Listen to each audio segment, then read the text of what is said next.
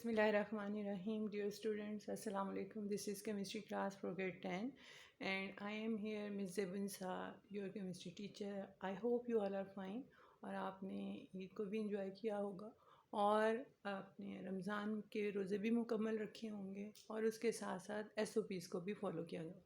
लेकिन सबसे इम्पॉर्टेंट बात जो आप लोगों ने याद रखनी है, your exams, your paper. As you know, अब आपके जो पेपर हैं 10th के और जो है पहले होंगे और 9th के बाद में होंगे. तो आपको ये टाइम जो है आपके पास प्रीशियस है, बहुत कीमती वक्त है. आपने अब बिल्कुल अपना सारी जो एफ़र्ट है, जो आपका रिज़ल्ट आएगा वो आपकी इन स्टडीज़ पे बेस करता है. So I have revised chapter number 9, that was chemical equilibrium. वो हमने रिवाइज़ किया और फिर मुझे कुछ स्टूडेंट्स ने जैसे साथ ने कहा कि carbohydrates from organic biochemistry chapter number 13, उसमें से जो है ये स्ट्रक्चर ऑफ कार्बोहाइड्रेट्स, ये जो है थोड़ी सी एक्सप्लेनेशन जो है इसकी दोबारा से ही वांट टू नो कि ये कैसे जो है हम इसे क्लासीफाई करते हैं, कार्बोहाइड्रेट्स क्या हैं. So today we will start the topic carbohydrates from chapter number 13 and that is biochemistry. First of all, what is biochemistry? It is the link of subject biology and chemistry, and in this we will study the organic compound के organic compound क्या होते हैं और उसका chemistry से कैसे link है. तो basically organic compound में कौन से कंपाउंड आते हैं? कार्बन कंटेनिंग कंपाउंड, जिनमें कार्बन जो है बेसिक कॉन्स्टिट्यूएंट होता है, बेसिक एलिमेंट है, और उसके साथ हाइड्रोजन और दूसरे फंक्शनल ग्रुप जो हैं लॉन्ग चेन्स होती हैं, जैसे कि हम पहले कर चुके हैं alkane, alkene, alkyne. These are all chains of carbon और एक कार्बन के ऐड होने से एक नया ऑर्गेनिक कंपाउंड जो है वो बन जाता है.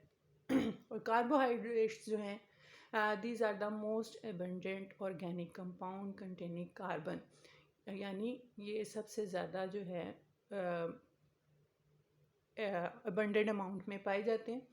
and these are the food, this is the food prepared by the plants in the presence of sunlight or using water and carbon dioxide or in the presence of chlorophyll. ठीक है कि ये फोटोसिंथेसिस आप शुरू से पढ़ते आ रहे हैं साइंस में कि वो प्रोसेस है जिससे प्लांट अपनी फूड प्रिपेयर करते हैं. और जो कार्बोहाइड्रेट्स हैं या लिपिड्स हैं और प्रोटीन्स जो हैं, these are the foods that are prepared by plants and we are dependent upon this. और सिंपलेस्ट कार्बोहाइड्रेट जो है वो ग्लूकोज है, C6H12O6 जिसका फार्मूला है. और कार्बोहाइड्रेट्स का general formula CxH2O inside bracket and N, मतलब कि N और X का मतलब होता है कि ये कोई भी नंबर हो सकता है. ठीक है, जैसे कि फॉर एग्ज़ाम्पल कार्बोहाइड्रेट्स का जनरल फार्मूला है, यहाँ पे जैसे मैं आपको लिख के दिखाती हूँ. General formula of carbohydrates is CxH2O bracket and Y. अब CX का मतलब है कि नंबर ऑफ कार्बन कुछ भी हो सकता है. कार्बन 1 2 3 4 5 6 और ये इस तरह करके कुछ भी हो सकता है. इसी तरह water molecule Y, any number of, मतलब कोई भी जो है वाटर मॉलिक्यूल. एक्चुअली कार्बोहाइड्रेट्स में हाइड्रोक्सिल ग्रुप अटैच होता है, OH ग्रुप अटैच है. ठीक है, जिसकी वजह से वाटर की अटैचमेंट है, इसकी हाइड्रोलिसिस होती है वाटर की. वाटर की हाइड्रोलिसिस होने का क्या मतलब है कि H2O on passing electricity it converts into H+ and plus hydroxyl ion.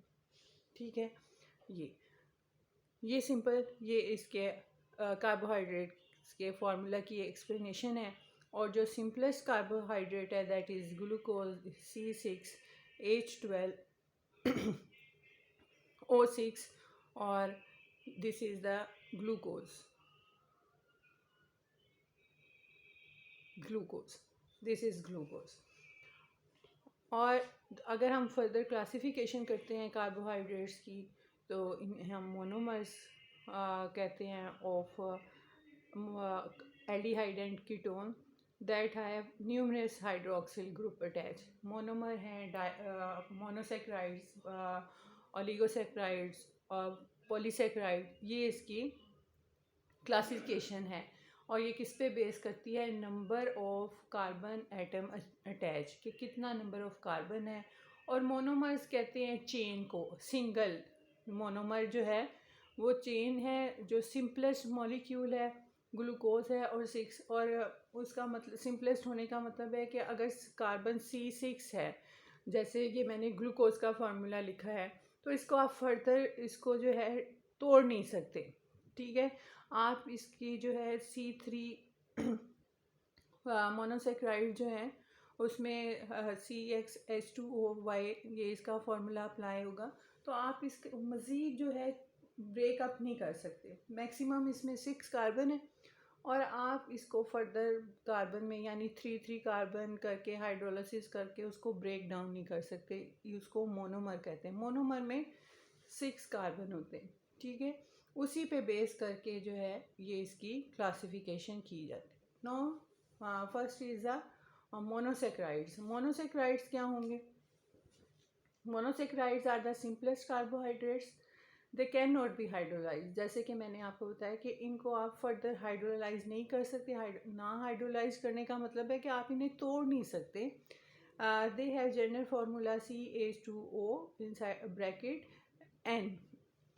N का मतलब होता है कि any number where N is the 3 to 6 carbon atom, यानी मोनोसेक्राइड में 3 से 6 तक जो है कार्बन एटम हो सकते हैं। So monosaccharide contain 3 to 6 carbon atom. They are further classified as G.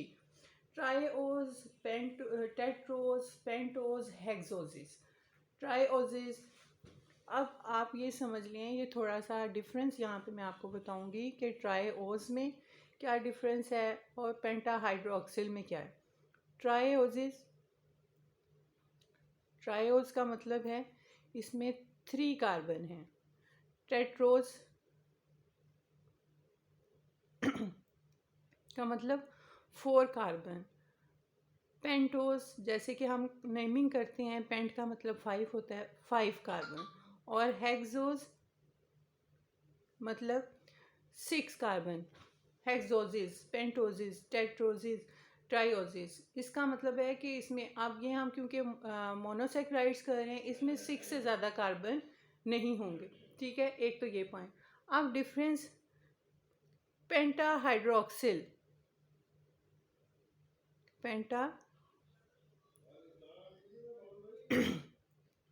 रॉक्सिल का क्या? पेंटाहाइड्रोक्सिल का मतलब है कि इसमें 5 हाइड्रोक्सिल ग्रुप अटैच हैं। पेंटोज होगा तो 5 कार्बन एटम, पेंटाहाइड्रोक्सिल होगा तो इसका मतलब है कि उसमें 5 हाइड्रोक्सिल ग्रुप अटैच होंगे। ये आपने बेसिक डिफरेंस याद रखना है कि ये इसका डिफरेंस क्या है। पेंटोज मीन 5 कार्बन, पेंटाहाइड्रोक्सिल मतलब 5 hydroxyl group attach, hexose mean 6 carbon, hexa hydroxyl का मतलब होगा 6 हाइड्रोक्सिल ग्रुप अटैच। ये सबसे मेजर डिफरेंस है। दैट्स ऑल फॉर टुडे, और कल हम इसको कंटिन्यू करेंगे। Have a nice time. अल्लाह हाफिज़।